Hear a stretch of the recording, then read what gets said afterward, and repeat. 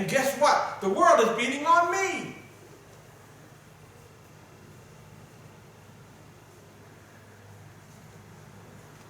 Some of you, this is the first time you see me, and you wonder why, what the heck is a preacher doing wearing a hat in church?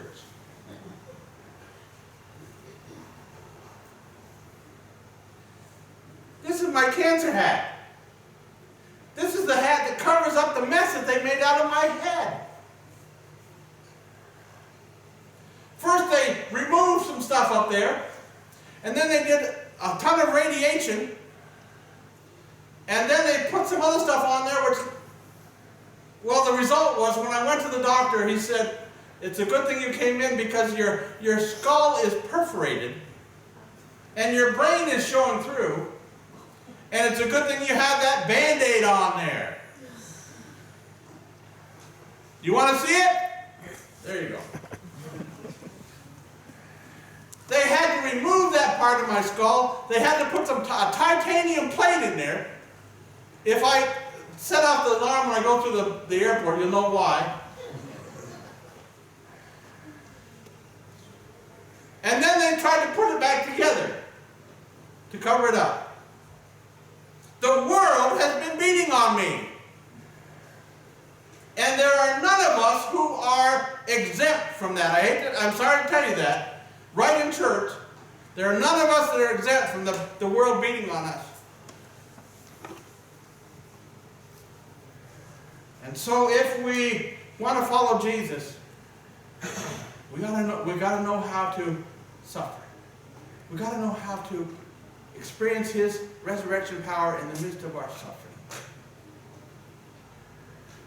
We're going to get to Paul's list in the next few weeks. And he has a list. I mean, he doesn't say, I had a hard time. He said, I had a hard time, and it was this, that I should have counted them up. I think it's like 17 things he went through, including dying once.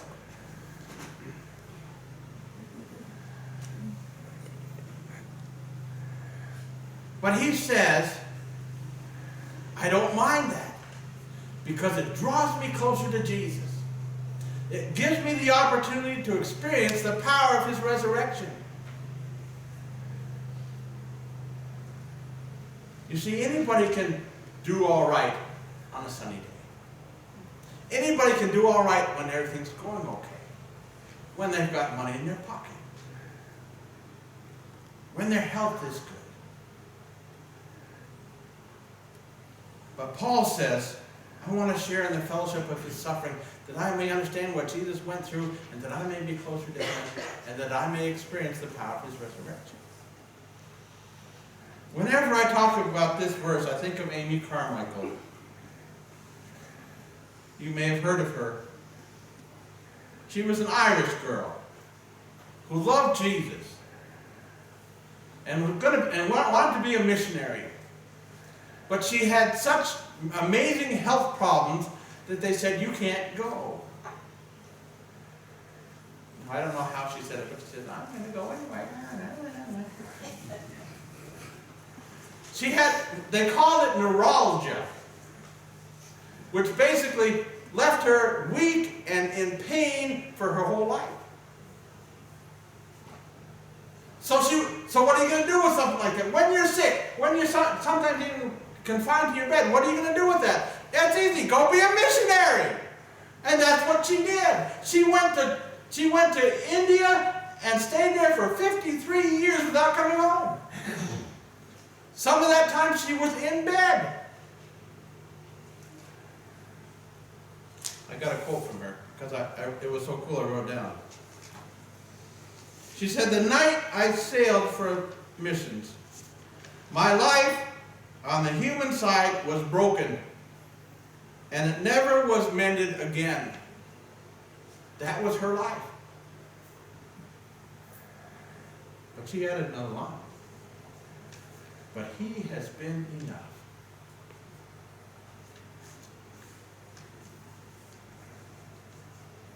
Which made me think of something that Jesus said. He said, what is the advantage if you gain the whole world but lose your own soul? The other side of it is Amy Carmichael.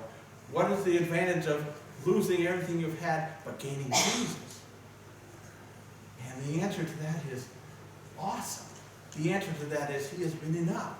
The answer to that, Paul said, is he's all I ever wanted. The answer to that, Paul said, is that's what I'm looking for. That's what I want to live my life for.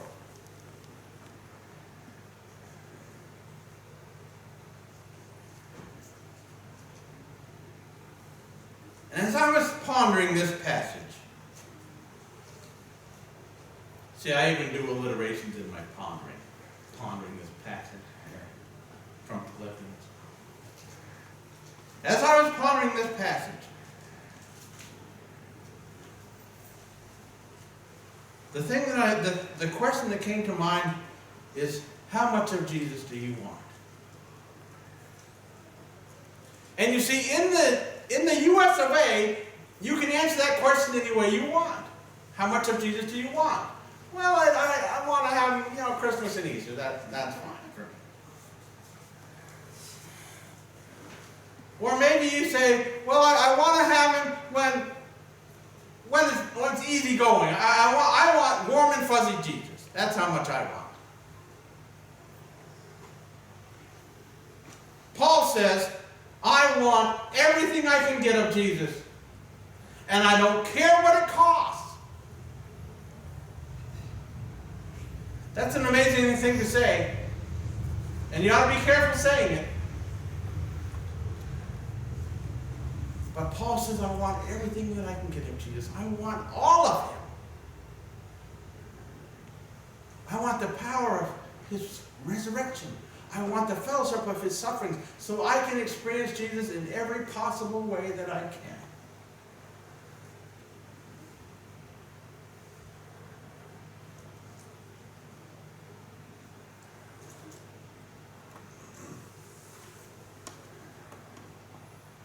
Fanny Crosby, one of our main hymn writers, was blind from birth. Spent her whole life in darkness. And yet, because of that, she got a better glimpse of Jesus than most people ever had. And she wrote some of the most awesome songs, awesome hymns that we sing now, because she wanted all of Jesus. The one that comes to mind right away is Blessed Assurance. She wrote that in her darkness. Blessed Assurance, Jesus is mine. Think of that saying, Jesus is mine. You know what that means? That means all of Jesus is all of mine.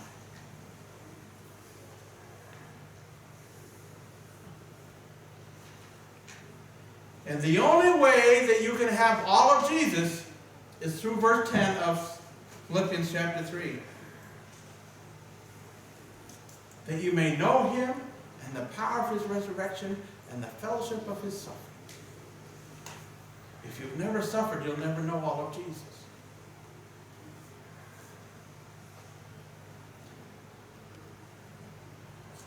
Matthew's gotten into research for me. You know, the kids these days with their Google and stuff.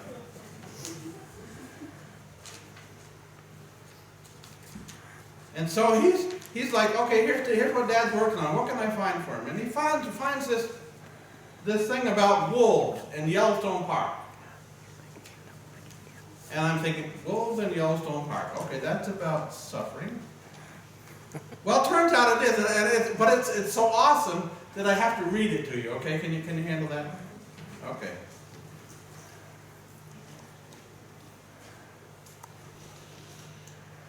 The changes that resulted from the entrance of a pack of wolves into the ecosystem of Yellowstone National Park.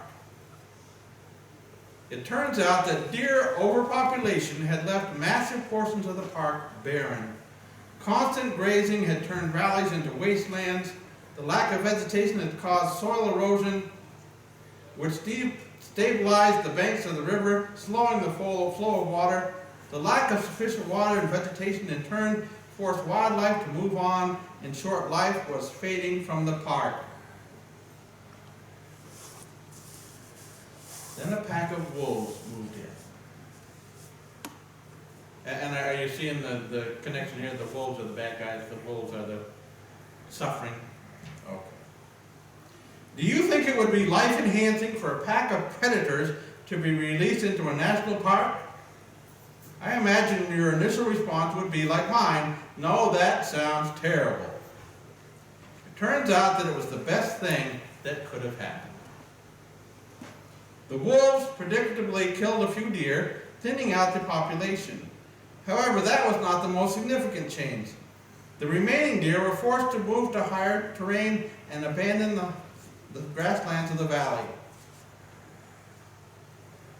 These areas that had been grazed down for so long then began to regrow at an accelerated rate. Aspen trees came back as well. This growth brought back birds to nest in the branches and beavers to eat the wood. The return of the beavers meant the return of beaver dams, which created pools that allowed for the repopulation of fish, otters, ducks, muskrats, reptiles, and amphibians. The wolves also cleared out some of the coyotes, which caused rabbits and mice to return. This change led to the return of hawks, weasels, foxes, and badgers. Yet the most amazing impact occurred in the river itself. Because grasses were allowed to regrow, the soil collapsed less, allowing for firmer riverbanks, which gave the river flow greater direction, which reinforced animal habitats. In short, the entrance of a few wolves created a whole world of good in the Yellowstone National Park, transforming wastelands into lush valleys teeming with life. So it turns out that the best thing to do to promote life was to release a few wolves into the valley.